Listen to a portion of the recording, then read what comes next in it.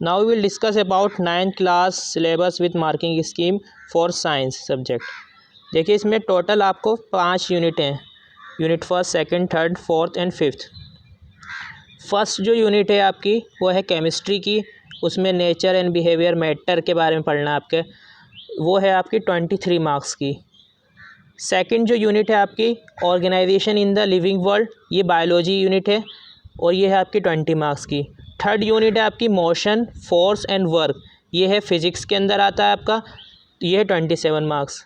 तो ये आपका केमिस्ट्री, बायोलॉजी और फिज़िक्स हो गई आपकी। इसके बाद है आपका जो इकोलॉजी होती है, इन्वायरमेंट के बारे में स्टडी करते हैं आप, तो वो है आपकी 6 मार्क्स की। बाकी एक जनरल साइंस आती है फूड एंड फूड प्रोडक्शन, वो है आपका 40 मार्क्स। तो टोटल कितने मार्क्स हो गए आपके 80 मार्क्स। और इंटरनल असेसमेंट जो हमने पहले बात करी थी 20 मार्क्स, तो 80 + 20 कितने हो गए 100। अब हम एक एक करके इसके बारे में पढ़ लेते हैं, first unit, second unit and so on. ठीक है, फर्स्ट यूनिट जो है आपकी वो है मटेरियल्स के बारे में, जिसमें आपको मैटर के बारे में पढ़ना है, उसका नेचर, उसका बिहेवियर। और ये आपको पता होना चाहिए केमिस्ट्री के अंदर आता है। इसके अंदर आपको मैटर में सॉलिड, लिक्विड एंड गैस, उसकी shape, volume, density, change of state, जैसे मेल्टिंग का मतलब एब्जॉर्प्शन ऑफ हीट, फ्रीजिंग करना, एवोपरेशन करना, condensation, sublimation, nature of matter, elements, compound, mixture, ये 3 नेचर होते हैं। 2 टाइप के मिक्सचर्स होते हैं आपके, होमोजीनियस और हेट्रोजीनियस, कॉलॉइड्स और suspension, particle nature and their basic unit. इसके बाद आपको एटम, मॉलिक्यूल, लॉ ऑफ कुछ लॉज हैं, law of constant proportion, atomic and molecular masses, mole concept के बारे में पढ़ना है। मोल कॉन्सेप्ट बहुत ज़्यादा इंपॉर्टेंट टॉपिक है आपके लिए, 11th में भी, 12th में भी, 9th में, 10th में। ठीक है, और उसके बाद mass of particles, structure of atom, electron, proton, neutron, ये बेसिक चीज़ें होती हैं। Valency, chemical formula of common compound, और इसके बाद लास्ट में आपको आइसोटॉप्स एंड आइसोबार पढ़ना है। तो ये आपकी पूरी केमिस्ट्री हो गई। इसके बाद आते हैं हम बायोलॉजी के अंदर, द वर्ल्ड ऑफ लिविंग, इसे लिविंग वर्ल्ड भी कहते हैं। इसके अंदर आपको सबसे पहले बेसिक चीज़ क्या होती है हमारी, cell, basic unit of life. ठीक है, सेल 2 टाइप के होते हैं, प्रोकैरियोटिक, यूकैरियोटिक। फिर यूनिसेलुलर, मल्टीसेलुलर ऑर्गेनिज्म होते हैं, उसकी मेम्ब्रेन के बारे में, सेल वॉल के बारे में, ऑर्गेनेलीज कितने होते हैं, इंक्लूजन्स कितने होते हैं, क्लोरोप्लास्ट, माइटोकॉन्ड्रिया, ये ऑर्गेनेल्स होते हैं, vacuoles, endoplasmic reticulum, Golgi apparatus, nucleus, chromosome, basic structure और उसके नंबर कितने होते हैं। फिर उसके बाद आपको tissue, organ system, organism, structure and function of animal and plant tissue के बारे में पढ़ना है। 4 टाइप होते हैं एनिमल टिश्यू, और प्लांट टिश्यू होते हैं 2 टाइप के, मेरिस्टेमेटिक और परमानेंट टिश्यू, ये भी पढ़ना है आपको 9th क्लास के अंदर। फिर बायोलॉजिकल डाइवर्सिटी के अंदर, डाइवर्सिटी मतलब वैरायटी ऑफ लिविंग ऑर्गेनिज्म, तो diversity of plants and animal, ये बेसिक इश्यूज़ इसमें पढ़ने हैं। साइंटिफिक नेमिंग पढ़नी है, basis of classification, hierarchy of categories, group, categories मतलब ग्रुप, इसे रैंक भी कहते हैं। मेजर ग्रुप ऑफ प्लांट्स क्या हैं आपके, bacteria, thallophyta, bryophyta, pteridophyta, gymnosperm, angiosperm. ठीक है, और एनिमल्स के कौन कौन से हैं major group, non chordates, phylum तक पढ़ना है, फाइला तक। ठीक है, एंड कॉर्डेट पढ़ना है आपको क्लास तक। ठीक है, फिर उसके बाद आपको कुछ हेल्थ एंड डिजीज़ के बारे में, इसमें ही बायोलॉजी के अंदर आता है हेल्थ एंड डिजीज़।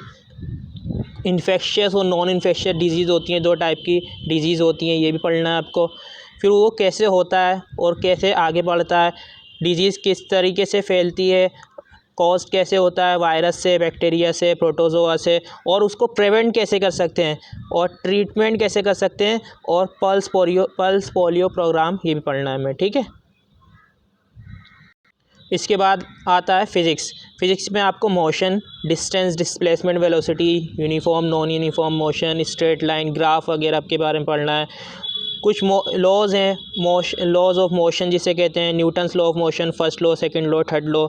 इसके बाद आपको मोमेंटम, ग्रेविटेशनल कांस्टेंट वगैरह, वेट और मास में क्या डिफरेंस होता है ये पढ़ना है। कुछ प्रिंसिपल्स हैं, आर्किमिडीज प्रिंसिपल बहुत ज़्यादा इंपॉर्टेंट है, buoyancy, elementary idea of relative density क्या होता है। इसके बाद आपको एक नया चैप्टर मिलेगा, वर्क एनर्जी पावर।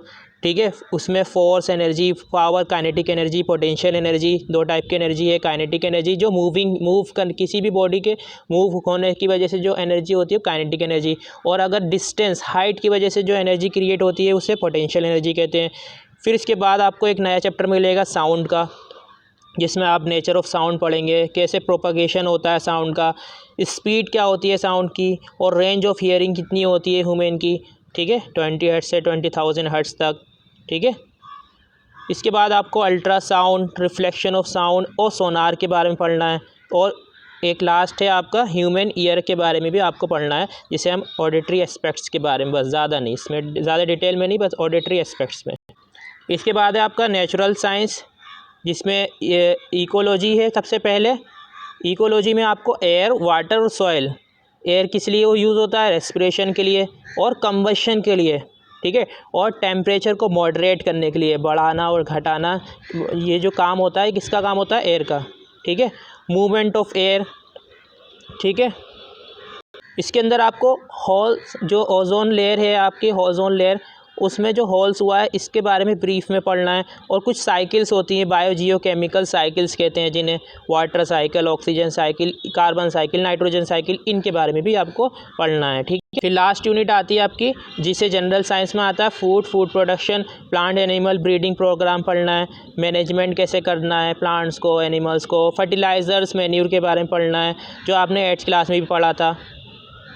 इसके बाद पेस्ट से कैसे प्रोटेक्ट कर सकते हैं हम अपनी प्लांट को, ठीक है, क्रॉप को कैसे प्रोटेक्ट कर सकते हैं, ये सारी चीज़ें आपको पढ़ना है। ये क्लास 9th साइंस का पूरा करिकुलम है जो प्रिस्क्राइब किया है central board of secondary education ने, ठीक है। Thank you.